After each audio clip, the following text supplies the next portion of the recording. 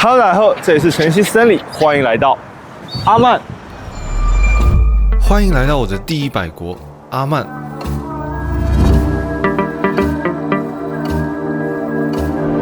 阿曼在中東衝突的地理中心，但導彈不打這裡。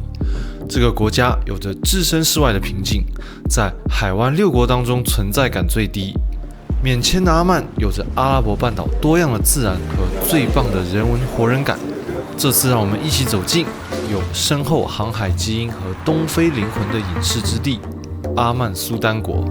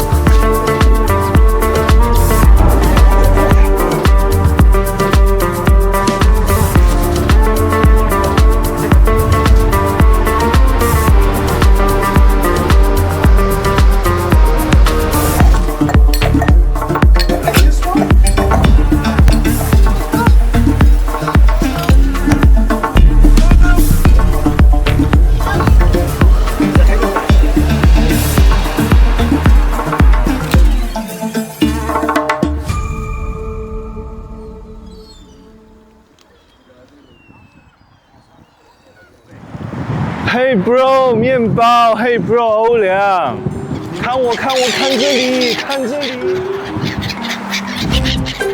阿曼身屬阿拉伯地區，這裡的女性都身穿黑袍，但她們的獨立性呢，受到阿曼的法律以及宗教準則的保護。比如說，女方的所有婚前財產跟結婚之後的薪水和所得都歸女方個人所有。另外呢，就是家庭生活當中的所有開銷必須由男方承擔。另外呢，在結婚的時候啊，男方給女方的聘禮不是給他的家裡人的，而是給這個女方個人的，相當於一筆保險。那如果把我呢擺上阿曼的貨架，我相信也是一個十分受歡迎的角色。我身上的標籤就很有個性了。A 型血，攝影師。雙魚座，沒房沒車。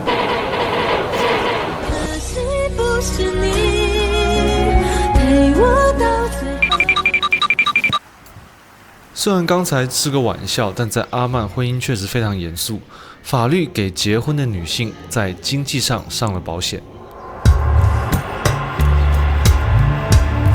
阿曼的宗教是伊巴德派，認為信仰的一切是無形、看不見的。這就是為什麼阿曼的審美極度克制，不具任何具象化的事物。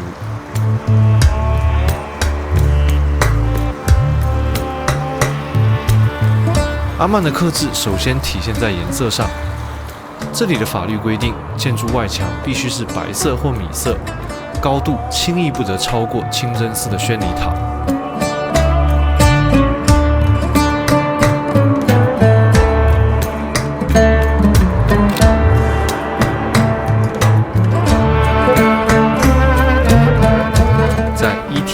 可以看到峽谷裡的城市，就像是某種地質運動自然生長出來的白色結晶。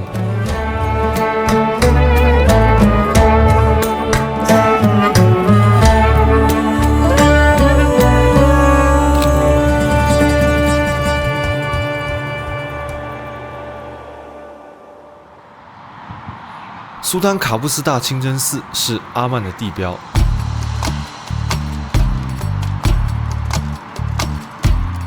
在現代城市爭相攀比誰擁有最高的摩天大樓時，這座清真寺在2001年建成後，開始了海灣國家裡的清真寺規模競賽。它把埃及的宣禮塔、波斯的穹頂、安達盧西亞的拱門縫合在了一起。阿曼不站隊的地緣態度被放入了這座標誌性建築當中。離開超級地標，馬斯喀特的普通街區也很有趣。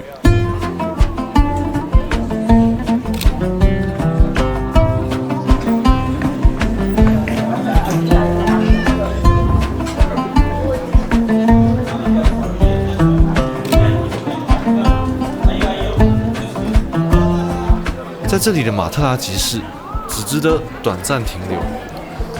阿拉伯半島其他國家在石油之前靠珍珠貿易致富，阿曼則靠乳香。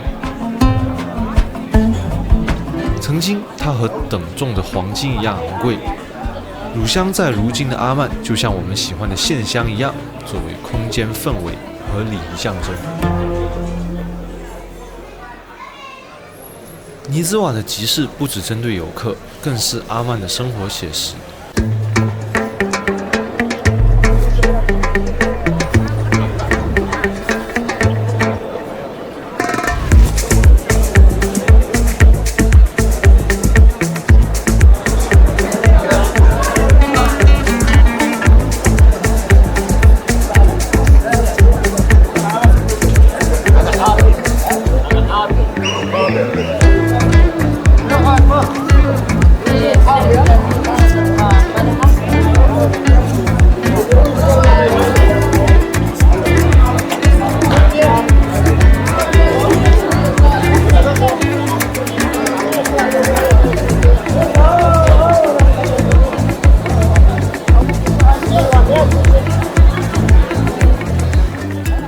白袍是我們對阿拉伯男人的符號化記憶，配飾讓我們得以區分每個人具體的歸屬。阿曼男子的打扮特徵從頭頂開始，手工刺繡原帽是阿曼跨海統治時候東非審美留下的痕跡，腰間是 L 型刀尖的彎刀 Kanja， 就好像我們打的領帶。現在不再是兵器，而是一種個性配飾。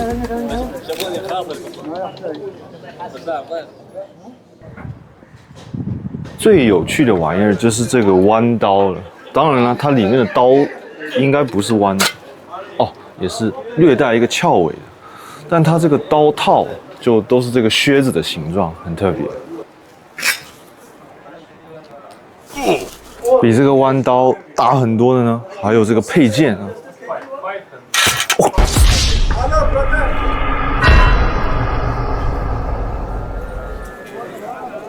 在一部分人的長袍領口右側有一個像麥穗一樣的小流蘇。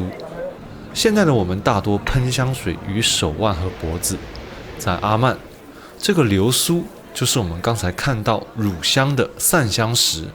蘸取乳香精油後，隨走路擺動，香氣自然散發。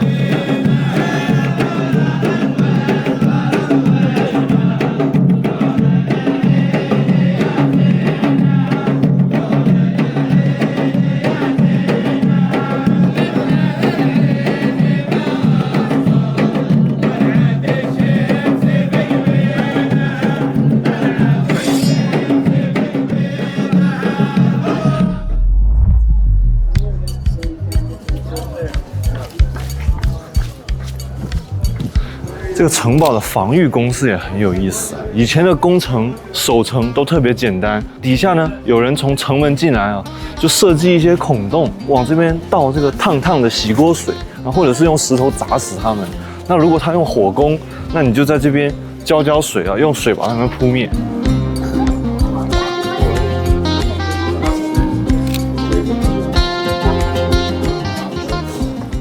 阿曼地區的自然景觀評價兩極分化很嚴重。如果你之前在阿拉伯其他地區旅行，你會說哇，原來阿拉伯地區不只有沙漠。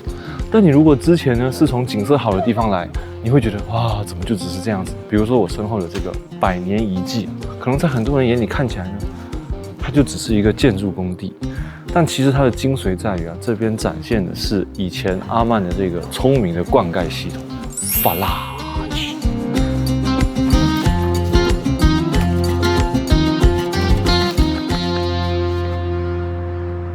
街道裡不光有集市，還有其他建築寶藏。這裡建清真寺絕對不照本宣科。Hamer al-Islam 是阿曼克制審美理念的現代版本。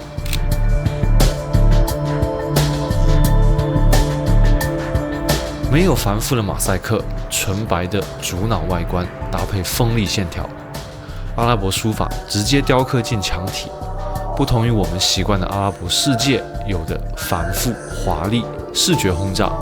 簡潔的風格是伊巴德派不重形式，只看內核的底層邏輯。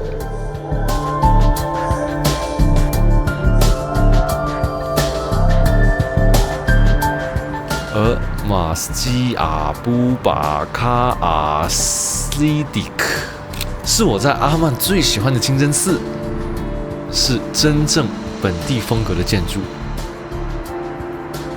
土耳其的宣礼塔是尖銳的比尖，摩洛哥的宣礼塔是方形塔樓，而這裡的塔頂是圓球形，鏤空的造型也使得整體看起來更現代。在尼兹瓦的郊區有一座跨時代博物館，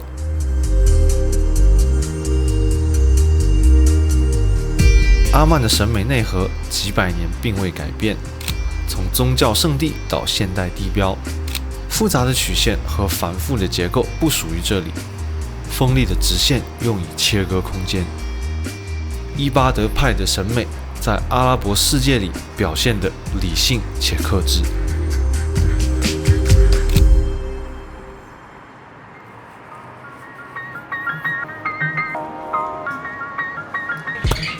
阿曼的寺廟美食欄目，這裡首先要介紹的呢是這個散布薩，它是跟中亞有一點起源，是這種炸的三角形丸子啊，但是呢，它這個皮會比中亞版本的稍微再薄一點，那裡面就是肉餡。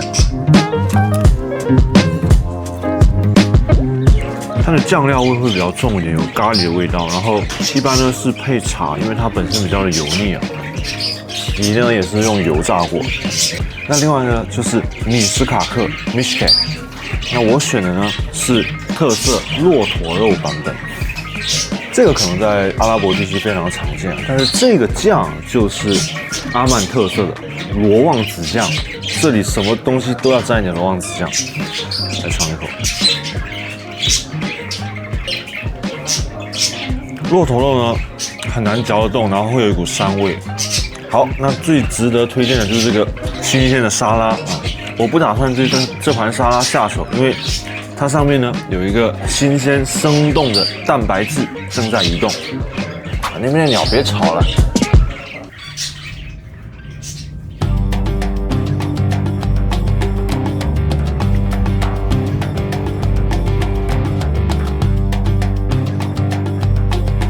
和阿拉伯半島的所有國家一樣，這裡的油價快跟水一樣便宜。那一升的話，大概是4.1塊人民幣。出其不意的是，這裡的自駕的路況非常的好，一路上除了能看到海跟山之外呢，這個路面是異常的平整。這跟我們對阿拉伯的印象呢很不相同。另外，由於這邊的交規非常的嚴格，罰款非常的重，所以大家開車呢還是十分的守規矩的。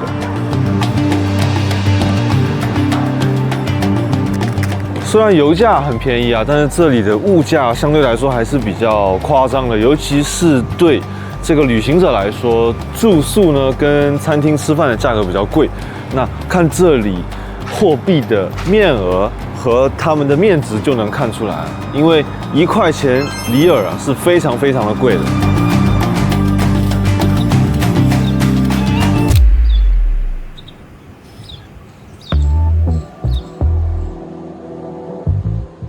阿曼的海灘一點都不商業化，它的海邊沒有各種躺平的長椅，都是非常自然的景觀，而且海也特別乾淨。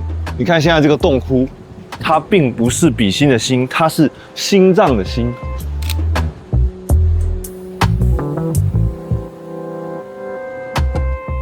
阿曼擁有3000公里的漫長海岸線，在蘇爾你可以更了解阿曼。沙灘是最廉價、最天然的足球場。阿曼沒有踢進過世界盃，但在中東內部恩怨的海灣盃上，阿曼人曾獲得2次冠軍。沙灘足球也是阿曼的強項。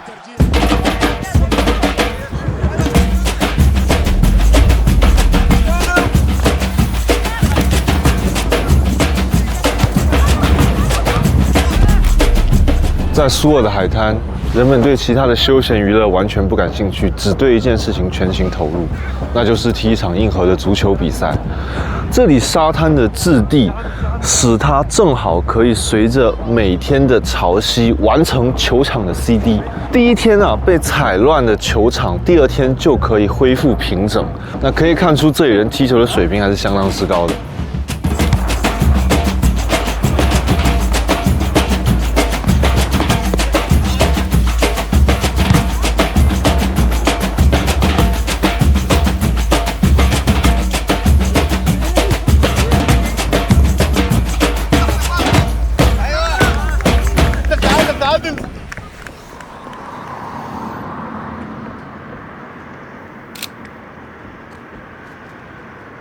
這裡的海灘風格就不是那種細密柔軟的樣子，它是硬邦邦的海灘，然後所有的車都可以開到海灘上面。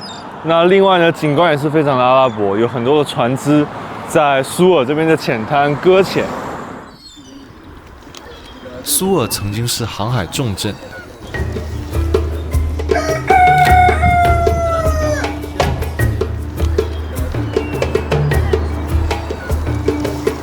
歷史上，阿曼人就是開着這種木船一路打到了北非，甚至把首都遷到了桑給巴爾。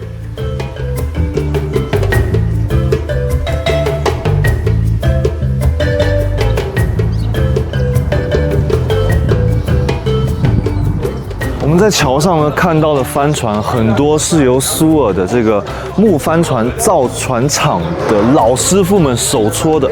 在 AI 跟計算機橫行的時代，他們堅持手搓。那這裡也算是帆船製造的一個活化石了。最經典的地方在於他們的船尾，你可以看到很多的雕畫，也是人們向當時的大航海時代所致敬。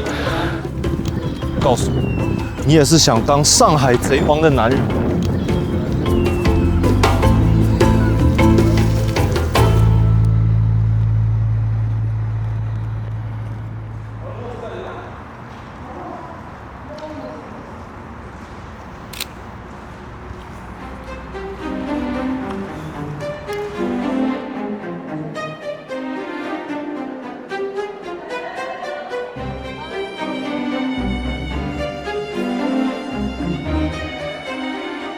木帆船廠跟音樂廳裡面有一個用料很類似，就是這個緬甸柚木，感覺他們對這種來自亞洲的名貴木材情有獨鍾。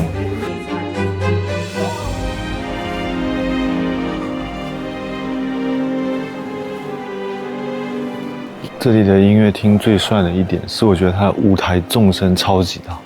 可能見過歐洲的音樂廳內部的裝潢還要更為華麗，但是這個音樂廳從舞台的前沿到它背後的管風琴感覺都可以來一次100米衝刺。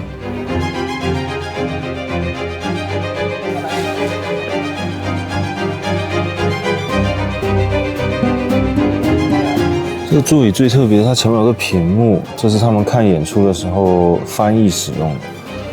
現在舞台的設計應該是為芭蕾舞準備的，當它需要有交響樂配合的時候呢，這整個後面會向前移動，跟這裡拼合在一起。就形成了一個木質腔體共鳴的完整的音樂廳。如果你在馬特拉城堡向下俯瞰，會看到阿曼著名的 S 灣。在大航海時代，葡萄牙殖民者為了壟斷東方香料貿易，強行在這裡安插了收費站。當年血流成河的航道，如今停滿了豪華郵輪。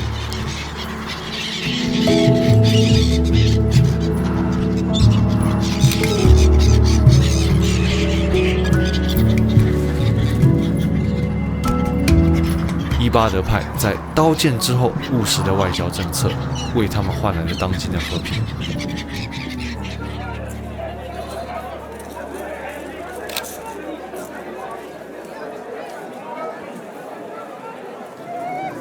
如果你周五在阿曼，一定別錯過尼茲瓦清晨的牛羊市場，這裡的畜生時尚走秀不容錯過。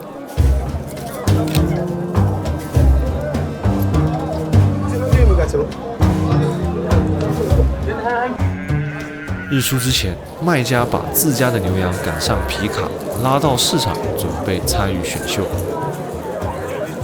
他們會被分區綁在木樁上。從這些人的眼神，你應該可以感受到將自家的羔羊賣出一個好價格，對這個家庭來說多麼重要。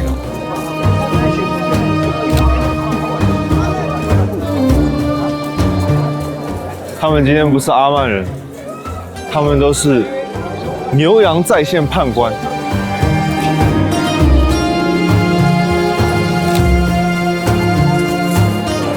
在現場第一次感覺這個羊肉味撲面而來，感覺立馬就是把它們放在銅鍋涮肉裡涮的那個香味。太陽漸漸升起，時尚舞台開始清場，觀眾也基本就位。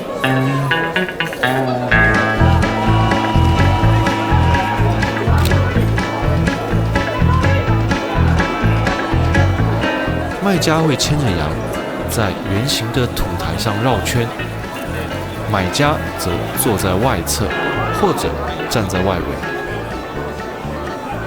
扒開羊嘴看牙齒的磨損，捏捏大腿感受肌肉的密度。這是羔羊的走秀。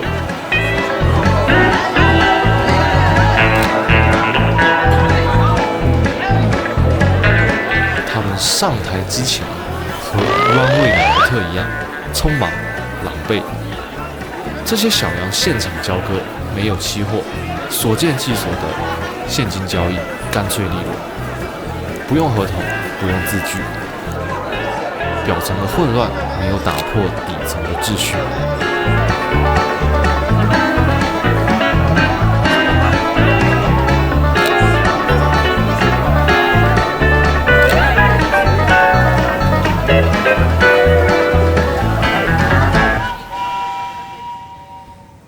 這是我的第100國，這個數字只對我自己有意義，沒有特別的紀念，沒有誰的祝賀。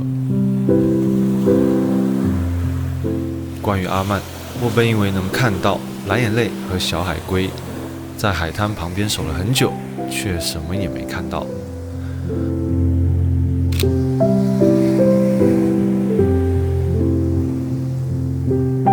這就是真實的旅行，意義只有自己能賦予自己，這也是真實的阿曼。我實際的走過和拍攝的每一處地方，機會對所有旅行者平等，不會按時按點的為某個人表演奇觀。世界這個機器巨大且沉默，我或者你的觀測和表達，相信正在以某種奇特的方式影響着前進的進程。這就是本期視頻所有內容，讓我們在世界的下個角落相遇。這裡是晨曦 Stanley，See you in the world。